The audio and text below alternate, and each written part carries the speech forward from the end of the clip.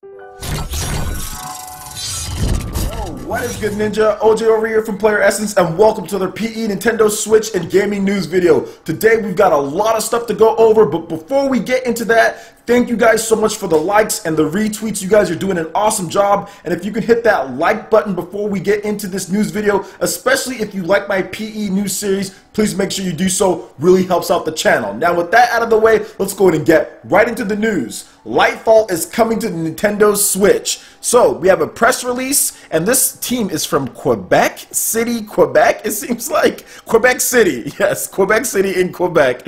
And Bishop Games, a Canadian indie game studio, today announced that their visually captivating 2D platformer Lightfall will release on the Nintendo Switch system in March 2018, allowing players to experience the game's innovative game mechanic, intriguing storyline, and beautiful art style at home or on a portable handheld. In Lightfall, overcome platformer-based challenges by harnessing the power of the Shadow Core, a magical box beneath your feet that can be summoned at any time to propel yourself in the air. With Styx the Night Owl as your companion and narrator, explore the forgotten world of Numbra, where darkness prevails over light, to embark on a quest to save its inhabitants and uncover a mysterious past. As you wander through the calm night of the lunar plane, venture into the marshlands of sorrow and face the exotic wildlife of the Viperia's forest. There you'll encounter many outlandish characters, be it friends or foe. Do you have what it takes to survive? So let's go over some of the key features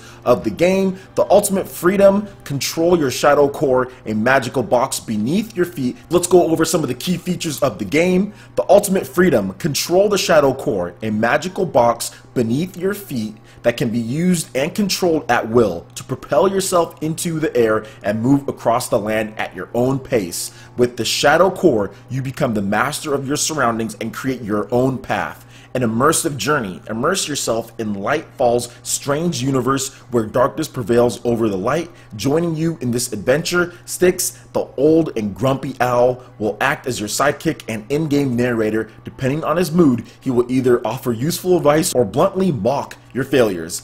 A vast world to explore. With the Shadow Core in hand, reach new heights and explore every nook and cranny of Numbra. Wander through the lunar plane and marshlands of sorrow, the Viperia's forest, and the unknown depths, where shortcuts, alternate paths, hidden collectibles, and Easter eggs await you in large numbers. Speedrun competitions. Quench your thirst for competition in the game's speedrun mode. Compete with players worldwide and compare your fastest times with theirs on the online leaderboard. So the reason why I'm talking about this indie game is because this one looks pretty cool. Looks like a Super Meat Boy type of game, Runner 3, that type, and I'm always down for indie titles that do that, because to me those are the best pick up and play, and especially with the Nintendo Switch, these type of games got me way more interested because you can play it portably. These are the best games, like let's say you're out somewhere or if you're waiting in line or something like that, to just pull out and just play right there, man. These are the best games to do so, like a Runner, like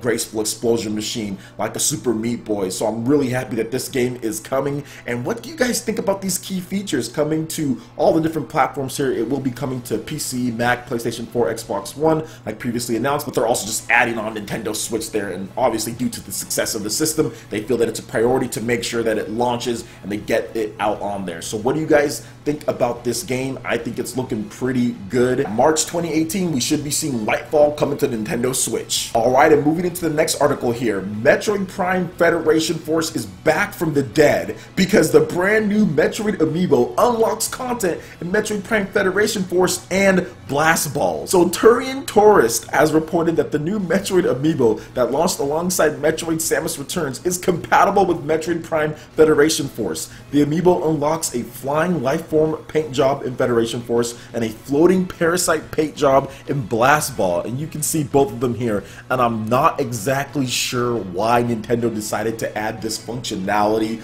to Metroid Prime Federation Force. I'm not even sure if anyone's still playing that game or even cares about it at this point, because I know it has online online play. It does have some stuff. I'm not even sure if the servers are still online. I mean, somebody let me know in the comment section, and the game flopped. It did not sell at all. Metroid fans were not having any of it, but I guess that just adds functionality. I mean, I can't be mad at them adding functionality to something, and I bet it wasn't necessarily like too big of a deal, and they probably planned this beforehand. Obviously, these two games were in development at the same time, so maybe they were thinking back then, like, hey, when we're doing this amiibo, we have these two games being developed for the 3DS, so I'm probably thinking that this was all developed in tandem, and that, yeah, it unfortunately didn't work out, but they were still going to release it. So I'm happy that people who do like the game do get this content if you pick up the Metroid amiibo, and I actually have mine. If you don't follow me on Twitter, you wouldn't have seen this. But yeah, I actually have mine right here, and it is looking really good, guys. That Metroid, whew, that is one of the highest quality amiibos that I've seen. I want to get it real good.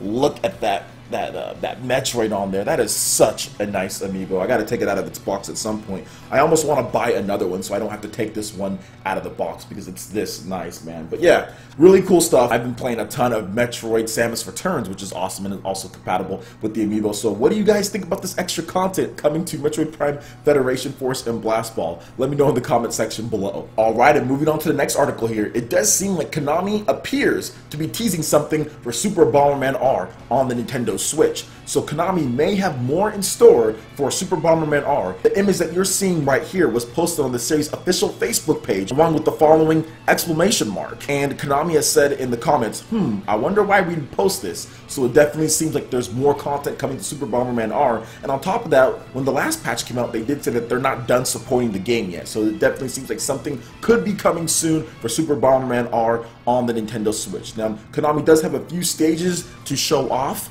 As far as the Tokyo Game Show, there will be some new content in terms of that. So this image might be pertaining to that as far as what they're planning for the Tokyo Game Show, which is going down September 21st to the 24th, so this week, guys. And expect a lot of coverage from me on that. So what do you guys think about Super Bomberman R? Are any of you guys still even playing the game? I haven't played it in quite some time. The online community kind of died. But if you guys are still playing it, let me know in the comment section below. Alright, and moving on to the last article here. The official Xenoblade Chronicles 2 Special Edition Nintendo Switch Pro Controller is sold out across GameStop and on Amazon. Pre-orders went live this morning on Amazon, and I got my pre-order in, but that thing was sold out quick. I checked it, someone just posted it. I think I saw a listing on Nintendo Everything or something like that, like, hey, it's up. I clicked the link, I went over to it, I pre-ordered it, and seriously, like, I waited like 5 minutes later, and there was no more pre-orders for that controller, and it's $5 more than a regular one, so I didn't think that it would not be able to pre-order it. And I just got my pre-order in on Amazon just because,